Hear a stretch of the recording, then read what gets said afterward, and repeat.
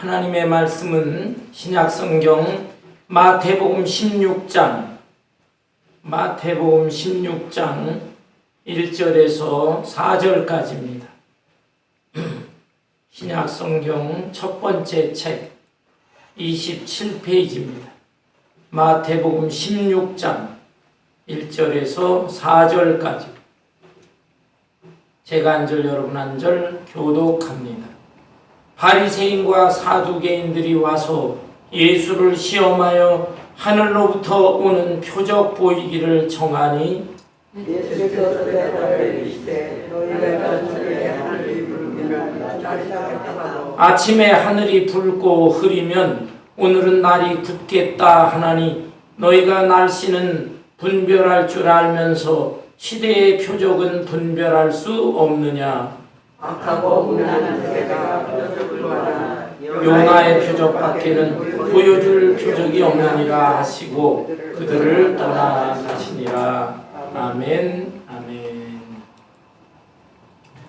우리가 일상생활을 할 때 우리에게 가장 큰 영향을 미치는 것 중에 하나가 있는데 그것은 날씨입니다.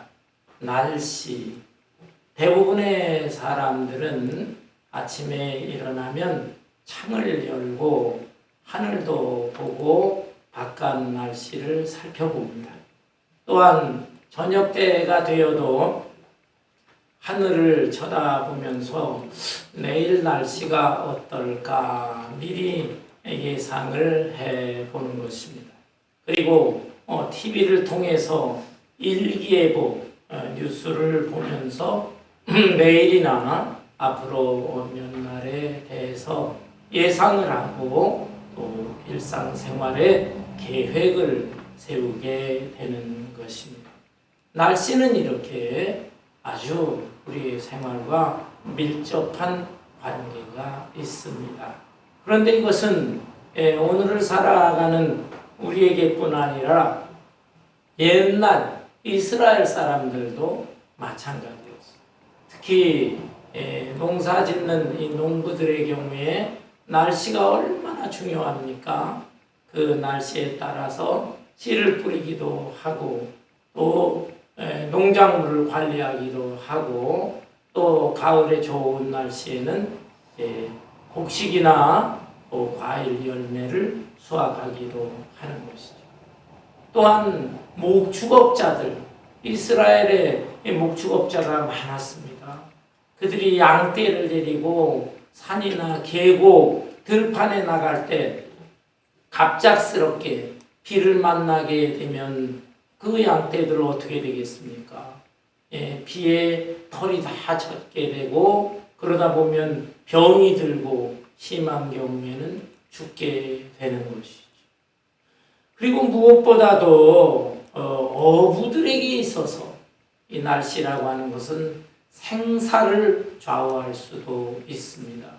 어부들이 고기 잡기 위해서 배를 타고 바다를 향해 나가는데 갑작스레 폭풍우가 몰아친다면 어떻게 되겠어요? 배가 파손을 하고 목숨을 잃을 수도 있는 것입니다.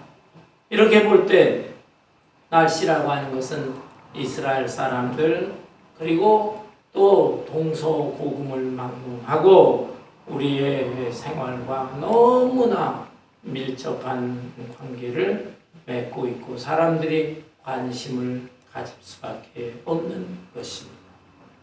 그런데 오늘 이 본문 말씀에 보면 예수님께서는 이 날씨에 대한 예를 들면서 바리새인과 사두개인들을 책망하신 내용이 기록되어 있습니다. 바리새인, 사두개인들, 이 사람들은 당시에 이스라엘의 종교 지도자들이었어요. 그런데 이 사람들이 너무나 어리석어서 또 마음이 완악해져 있어서 예수님께서는 그들을 책망하시는데 날씨에 대한 비유를 들면서 그들을 꾸짖고 책망하신 것입니다. 여러분 본문 1절을 볼까요?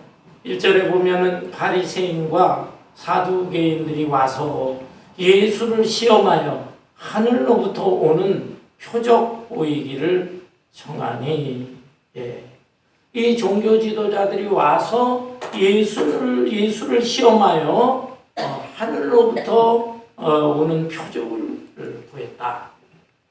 여러분, 표적이란 말이 뭘까요? 표적을 단순한 기적으로 잘못 오해하는 사람들이 있습니다. 기적이라고 하는 것은 영어로 미러클이라고 하죠. 우리 인간의 이성이나 상식으로 생각을 할 때 도저히 이해되지 않는 특이한 현상이 나타나는 것, 그것을 기적이라고 합니다. 미러클이에요. 그런데 표적이라는 것은 무엇이냐? 그는 헬라어로 세메이온, 영어로는 사인이라고 합니다. 이 표적은 기적적인 모습으로 나타날 수도 있고 기적이 아닌 다른 상징적인 모습으로 나타날 수도 있습니다. 이것은 하나님의 뜻이 담겨져 있는 특별한 기적이라든지 상징적인 모습이라든지 이런 것을 의미하는 거예요. 여러분 생각해 보세요. 우리가 차를 타고 길을 달릴 때 사인판이 보입니다. 사인판. 그 사인판에 보면은 우회전을 해라, 좌회전을 해라, 화살 표시가 있어요. 또한 앞으로 몇 마일을 달리면 어느 지역에 도착한다. 이 표시판이 있다. 그게 사인판이에요. 사인판. 그와 마찬가지로 하나님께서도 우리에게 당신의 뜻을 알려주시는데 사인을 통해서 알려주시는 경우가 종종 있었습니다. 여러분, 구약 성경에 나오는 모세가 지팡이를 에방 바로 앞에 탁 던지니까 지팡이가 뭐가 됐어요? 뱀이 됐습니다. 또 뱀을 잡으니까 뱀이 또 지팡이가 되었다니. 그 지팡이로 또 홍해를 치니까 홍해 바다가 갈라졌어요. 놀라운 현상이 일어났어요. 이것은 단순하게 생각을 하면 하나의 기적이에요. 기적이지만 그러나 이것은 기적 정도가 아니라 하나님의 그 귀한 뜻이 담겨져 있다 이 말입니다. 곧 모세가 누구냐? 하나님이 쓰시는 위대한 종이다.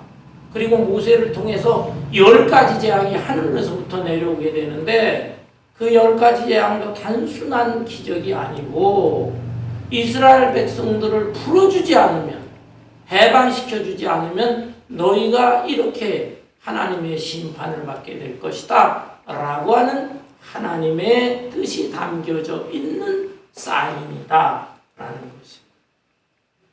엘리야 시대 때도 보세요. 엘리야 선지자가 갈멜산에서 그 바알우상을 섬기는 선지자들 450명, 또 이 아세라를 섬기는 무리들 400여 명, 850명의 무리들과 대결하게 됩니다. 그들은 우상의 이름을 막 불렀지만 아무런 현상이 나타나지 않았어요.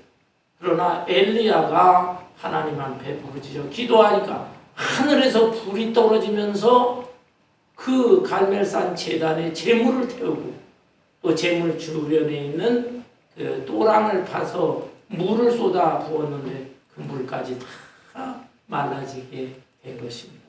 이것도 믿음이 없는 사람이 볼 때는 단순한 기적으로 보이지만 믿음이 있고 영적인 눈이 깨어있는 사람이 볼 때는 하나님이 유일하신 하나님이구나. 하나님이 살아계신 하나님이구나. 이것을 깨닫게 해 주시는 표적이다라는 것이죠. 이 표적은 기적을 통해서만이 아닙니다. 예레미야 선지자가 한 번은 자기 목에다가 줄을 걸쳤어. 또 어깨에다 멍에를 맸어. 그리고서 시드기야 왕 앞에 갔어. 거기에 신하들도 있고 애굽에서 온 사신들도 있고. 그런데 그 사람들 앞에서 그런 모습을 하면서 하나님의 말씀을 전했습니다. 여러분, 이건 하나의 상징적인 퍼포먼스예요.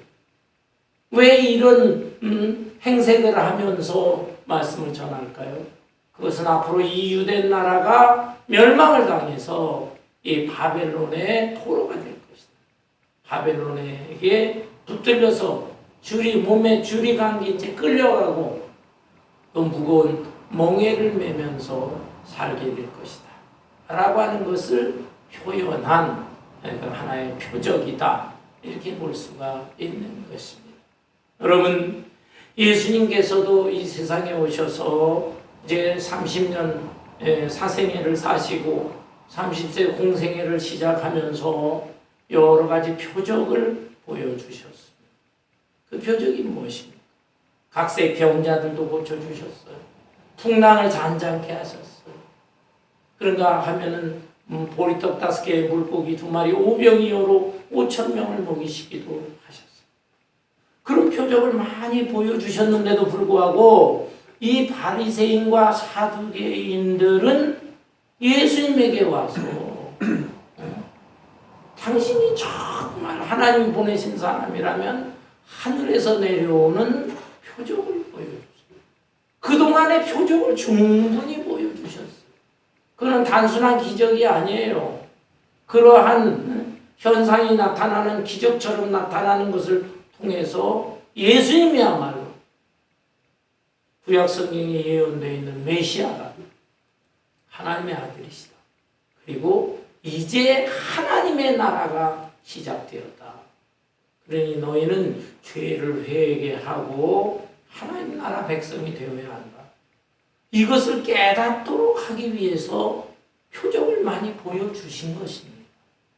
그런데 그들은 그 표적을 깨닫지 못하고 단순히 어쩌다가 이상한 기적 현상이 나타났나? 마음이 흡족하진 않아요. 그래서 계속해서 또 다른 표적을 보여달라, 또 다른 표적을 보여달라라는 것입니다. 이것은 표적이 부족해서가 아니에요. 그들의 마음이 닫혀있기 때문에 그들의 마음이 굳어져 있는 것입니다. 예수님에 대해서 시기 질투하고 미워하는 마음이 있어요. 그동안에는 자기네들이 이스라엘 사회의 상류층으로서 백성들의 존중을 받은 사람들이었는데 이제 그 예수님의 놀라운 말씀과 여러 가지 표적을 통해서 이 이스라엘 백성들이 막 예수님에게 몰려갑니다. 저 예수야말로 위대한 선지자 중에 한 사람인가? 또 구약 성경에 예언되어 있는 메시아인가? 확실하게 알지 못하지만 인기가 막 예수님에게 몰려가자 그들이 그냥 미워하는 마음, 겸손한 마음이 없어. 그래서 우리가 직접 예수를 한 번 더 테스트해 봐야 되겠다. 유혹해 봐야 되겠다. 하면서 새로운 표적을 보여달라고 한 것입니다. 그들은 표적에 대해서 알지 못하는 영적인 소경 장님들이었다라는 것이죠. 이제 이러한 바리새인과 사두개인들에 대해서 예수님 무슨 말씀을 하셨습니까?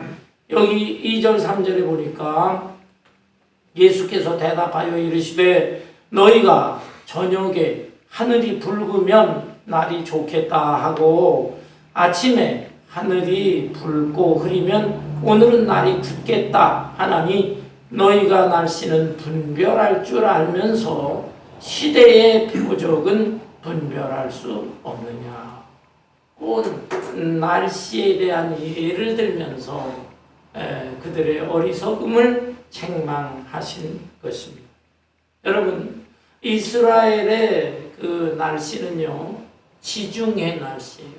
지중해가 가까이 있기 때문에. 그 지중해의 습기가 하늘로 올라가거든요. 그런데 저녁 때 습기가 많이 올라가게 되면 하늘이 붉어집니다. 붉어지는데 그 습기가 밤새도록 또 이동을 해요. 그래서 이 하늘 공중이 깨끗해지면서 그 다음 날에는 아주 맑고 청명한 날씨가 되는 것입니다. 반대로 아침에 또 이 습기가 올라가게 되면 이 습기가 올라가 가지고 공중에 떠 있잖아. 왜 하늘이 불구스름해진다. 그런데 이동하는 시간이 많이 걸리기 때문에 오랜 시간 동안 떠 있으니까 날씨가 흐리기도 하고 때로는 비바람이 불기도 하고 뭐 이렇게 되는 것이죠. 궂은 날씨가 되는 것입니다. 여러분, 이것은 이스라엘 백성들이 오랜 경험을 통해서 알고 있는 거예요. 과거의 시간들 다 경험해가지고 그걸 다 알고 있습니다. 이것은 상식에 통하는 거예요. 우리 한국 사람들도 어떻습니까? 한국의 날씨에 대해서 다 상식적으로 알고 있어요. 네. 봄철에는 날씨가 온화해집니다. 네. 그리고 땅도 좀 물러져요. 그래서 밭을 갈고 씨를 뿌리고, 여름에는 해가 뜨거워지는 것이죠. 더운 날씨. 네. 그러면서 더운 날씨가 계속되면 장마가 집니다. 장마가 지고 태풍이 몰려오고, 그러니까 그걸 또 미리 잘 생각을 하면서 준비를 하고, 가을이 되면 어떻습니까? 햇살이 딱 나오면서 곡식과 뭐 과일이 잘 이렇게 무르익게 되지만, 늦은 가을이 되게 되면 서리가 내리잖아요. 서리. 그 서리가 심하게 내리면 곡식이나 뭐 과일이나 채소 같은 거 이런 게 다 물러져요. 물컬어지고 잘못돼요. 그러니까 서리 내리기 전에 수확을 해야 되는 것입니다. 겨울이 되면 어떻습니까? 겨울이 춥지만 소안이 있고 대안이 있어요. 그때 그냥 추위가 절정을 이루는 것이죠. 그래서 그 소안이나 대안이 넘어가게 되면 야, 이제 한고비는 넘겼구나. 머지않아 봄이 찾아오겠구나. 이거를요, 이 날씨와 계절에 대해서 사람들은 과거의 경험을 통해서 다 알고 있어요. 상식적으로 알고 있어요. 우리가 사는 미국, 특별히 남가주는 어떻습니까? 남가주, 한국만큼 그렇게 사계절이 분명하지 않을지라도 그래도 여름에 엄청 뜨겁죠. 비가 거의 오지를 않아요. 요즘 기상이변이라 약간 차이가 있기는 하지만 여름에는 거의 비가 오지 않고, 이제 가을도 늦가을, 10월이나 이제 앞으로 11월이 되면 산타나 바람이 불어요. 산타나 바람. 굉장히 심해요. 가로수들 뭐 무너지고 지붕도 뭐 날아가고. 그런가 하면 겨울이 되게 되면 또 비가 옵니다. 어느 정도의 비가 내립니다. 이것은 과거의 경험, 그리고 과학적으로 그것을 분석하고 통계를 내서 알 수 있는 거예요. 그래서 우리는 그걸 통해서 현재와 미래를 예측할 수가 있는 것입니다. 그것이 지혜로운 것이에요. 여러분, 이런 면에서 볼 때 우리는 이 세상 공부도 많이 해야 되는 것입니다. 옛날 노인들, 과거의 인생을 오래 살았던 분들, 그들의 얘기를 우리는 무시하면 안 돼요. 그걸 잘 귀담아 새겨 들으면은 유익된 것이 많습니다. 또한 과거의 역사 공부 우리가 많이 해야 돼요. 그래서 그 역사를 통해서 현재와 미래를 어느 정도 예측할 수가 있는 것이. 과학도 중요합니다. 과학 공부를 많이 해서 그것을 분석을 하고 거기서 또 깨달은 것, 그것을 통해서 현재와 미래를 예측하면서 살아갈 수 있는 것입니다.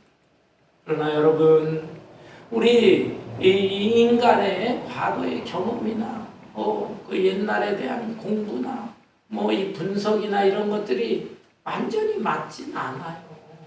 가끔씩 이렇게 자꾸 바뀌고 변화되는 것입니다.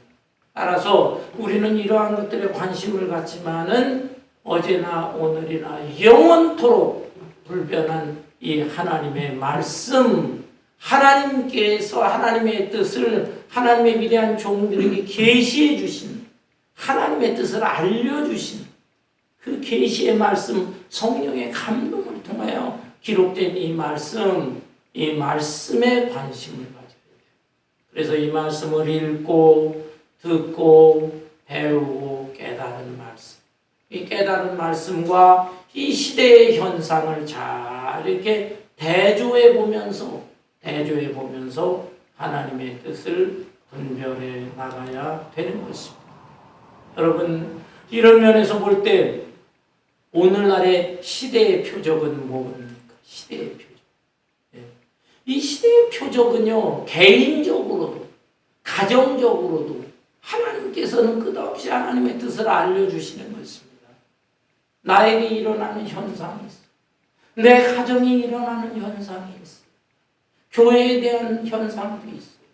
그리고 이 사회에 대한 현상도 있는 것입니다. 이 시대에 대한 현상, 이런 것을 하나님께서 사인으로 다 보여주시거든요. 근데 우리가 이게 마음이 어두워졌어. 믿음의 눈이 닫혀졌어. 그래서 그것을 제대로 보지를 못하고 하나님의 뜻을 깨닫지 못하는 것입니다. 여러분, 성경에 보면 마태복음 24장에 마지막 때가 되면 무슨 현상이 나타난다고 했어요? 민족이 민족을, 나라와 나라가 대적하는 일, 전쟁이 일어날 것이다. 전쟁이라고 하는 것이 역사 속에 많이 있어요. 그런데 근래의 전쟁이 빈번할 뿐만 아니라 굉장히 무서운 전쟁이 가속화되고 있습니다. 여러분, 우리가 잘 아는 대로 우크라이나와 러시아의 전쟁 금방 끝날 것 같았는데 그게 아니에요. 벌써 1년 반이 넘어요. 앞으로도 자칫 몇 년이 더 갈 수도 있다. 그리고 자칫하면은 여기 핵무기가 동원될 수도 있다. 우려하고 있습니다. 뿐만 아니라 저 팔레스타인의 무장단체 하마스가 이스라엘을 그냥 급작스럽게 공격을 해가지고 1000명 이상이 죽었습니다. 많은 부상자가 발생했습니다. 150명이 인질로 끌려갔습니다. 이스라엘에서 충격을 받고 또 통곡을 하고 합니다. 뉴스를 보니까 어떤 남자는 자기 8살 난 딸아이가 그 폭격 현장에 가서 보니까 죽었어. 눈물이 흘리는데 그래도 다행이고 감사하고 이렇게 표현하고 있어요. 그게 무슨 말인가 들어보니까 그들한테 포로로 끌려갔으면, 인질로 끌려갔더라면 그 여자아이인데 무슨 고초를 당하고 그 고통, 곤혹스러움을 당하다가 죽게 될 것이 아니겠느냐. 그걸 생각하면 차라리 다행이고 이것이 오히려 감사하고 그렇게 고백을 하고 있어요. 기가 막히네. 그러니 이스라엘에서도 가만히 있습니까? 무지막지하게 보복 공격을 하잖아. 그래서 그들이 있는 이 가자지구를 지금 다 에워싸고 수도 다 끊어버리고 전기 다 끊어버렸다고 하잖아요. 일상생활을 할 수가 없는 거예요. 그들은 이제 얼마 못 갑니다. 다 굶어 죽게 되는 거예요. 근데 거기에 그 무장단체만 있는 것이 아니라 팔레스타인 민간인들도 있는데 그렇게 하면 되겠느냐? 또 국제적으로 이스라엘을 비난하기도 하는 것입니다. 앞으로 어떻게 전개될지 몰라요.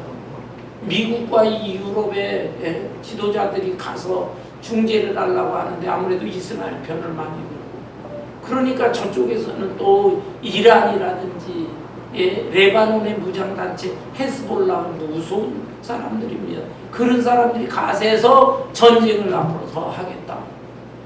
이러니까 또 러시아의 무슨 푸틴 대통령 이런 사람도 또 거기에 발을 들여 놓으려고 그럽니다. 자칫하면은 이게 3차 대전이 일어날 수도 있는 거예요. 마지막 때 성경의 예언, 난리와 난리, 전쟁이 가속화될 것이다. 그러나 하면 지진이 또 발생한다. 지진도 과거 역사에 많았어요. 그런데 근래의 지진이 굉장히 빈번합니다. 지진학자들이 보면 얼마나 많은지. 점점 19세기에 많아지고 20세기에 많아지고 21세기에 들어서면서 얼마나 수가 더 늘어나는지 모르겠다는 거예요. 우리가 살고 있는 이 캘리포니아 지역은 아무 때라도 강도 7.0 이상 지진이 일어나도 이상할 게 없다. 지난주에는 아프가니스탄에서도 지진이 일어났는데 6.3, 6.3, 6.5 큰 지진만 3번 일어나도 죽은 사람이 지금 3,000명 넘는다. 한국 같은 데는 지진이 없는 나라라고 저는 어려서 배웠습니다. 그런데 한국도 강도 3.0 이상 지진이 지금 자주 발생하고 있어. 마지막 때에 대한 예언, 성경에 예언된 것이 지금 표적으로 나타나고 있다라고 하는 것입니다. 그러면서도 다니엘서 12장 4절에 보면은 사람들의 왕래가 빨라질 것이다. 지식이 더해질 것이다. 이런 말씀입니다. 사람들의 왕래가 빨라진다는 것은 교통과 통신이 발전한다는 거예요. 얼마나 발전합니까? 옛날 사람들 걸어 다니고 기껏해야 말 타고 다니는데 지금은 자동차 또 비행기 날아다니는 것입니다. 어마어마. 앞으로 뭐 전기차다 수소차다 뭐 별게 다 나와요. 통신도 얼마. 제가 어렸을 때 전화가 없었어요. 전화가 시골에서 저희 아버지가 그래도 공무원 생활하면서 집에 전화를 놨는데 마을에서 우리 집 한 곳만 전화가 있어요. 동네 사람들이 서울에 있는 사람들하고 전화하려고 하면 막 이거 돌리는 거 있어요. 돌리면서 전화 한 번 하고 그랬습니다. 그랬는데 지금은 어떻습니까?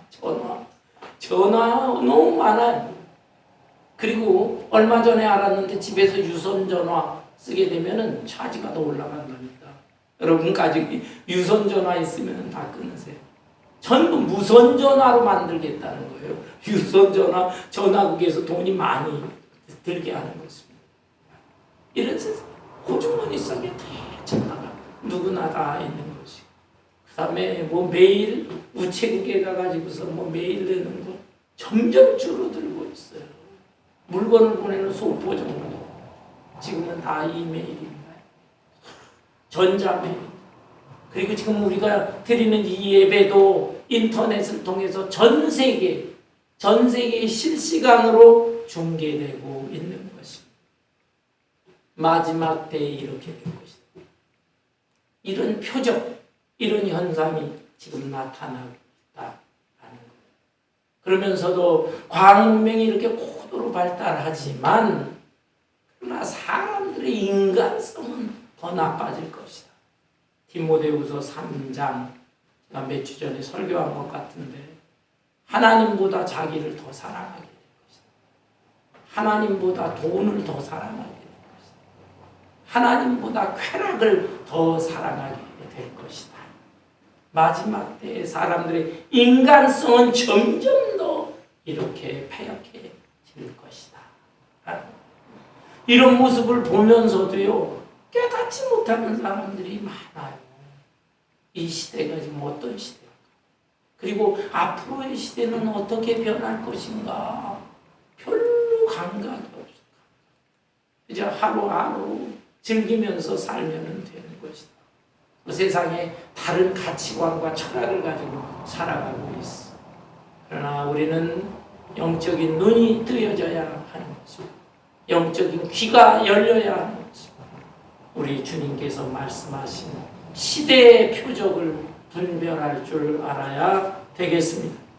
본문 말씀 다시 봅니다. 너희가 천기를 알면서 하늘의 날씨는 잘 알면서 시대의 표적은 분별할 수 없느냐?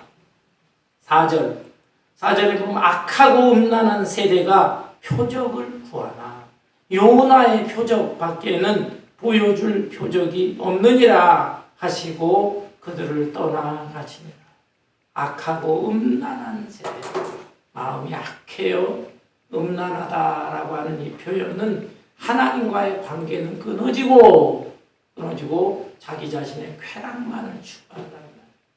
이런 사람들에게 있어서는 새로운 표적만 자꾸 보여달라고.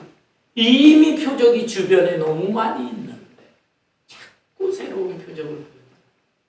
여러분, 바리새인과 사두개인, 이 사람들은 신앙이 깊은 사람들이라고 생각을 했어요. 사람들의 존경도 받았어요. 그런데 그것이 아닙니다. 바리새인들이 누군가? 이 사람들은 구약 성경을 믿어요. 그리고 옛날 이스라엘 조상들로부터 내려오는, 성경은 아니지만 성경에 준한다고 하는 전승들이 있어요. 전승. 그것들도 믿어요. 또한 천사도 믿어요. 부활도 믿어요. 그런데 이 하나님의 말씀을 문자적으로만 이해하고 문자적으로만 지키려고 합니다. 그 속뜻을 생각할 줄 모르는 사람들이에요.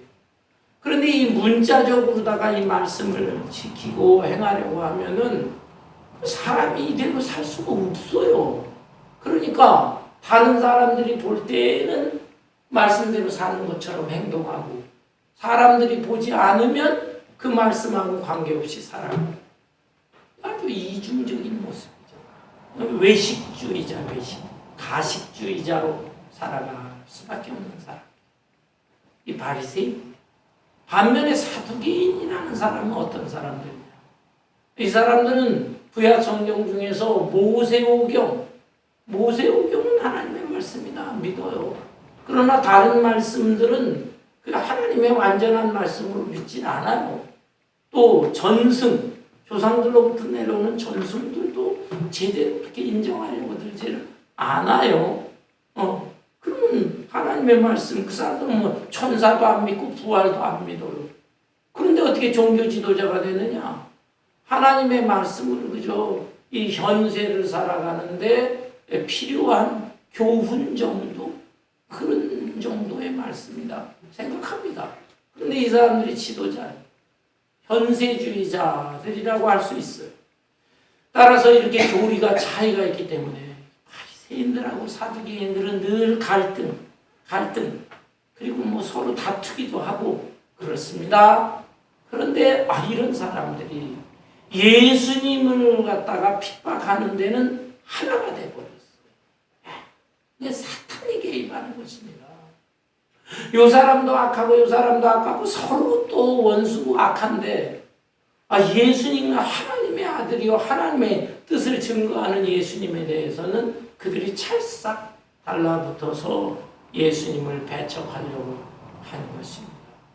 얼마나 이 사람들이 마음이 악한 사람인가, 얼마나 마음이 굳어진 사람인가, 마음이 어두워지고 닫혀져 있는 사람들인가를 알 수가 있는 것입니다.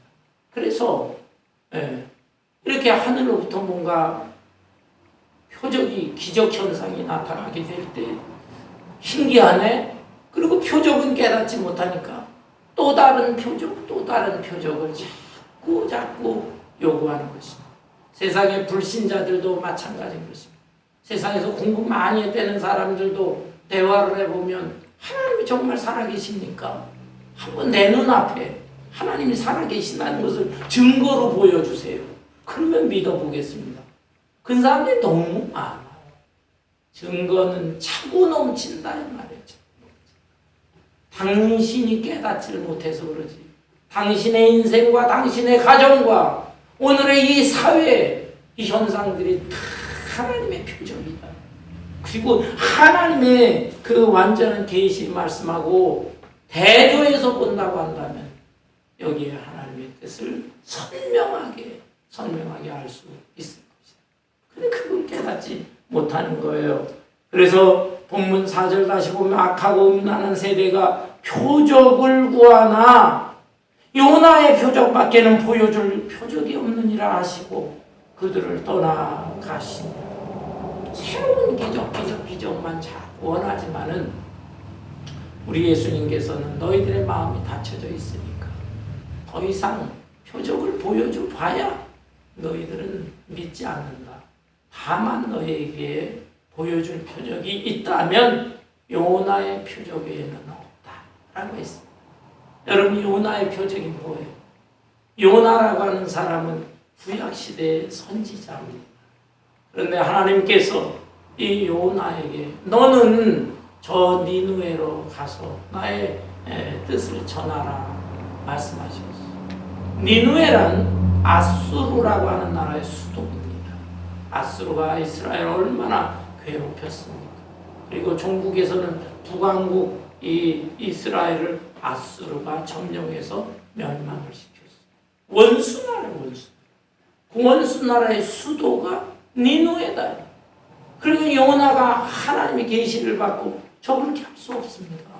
그 원수 나라는 자기들끼리 죄 짓고서 다 망해버릴 것이지 왜 하나님의 메시지를 전해서 회개하고 돌이키게 합니까?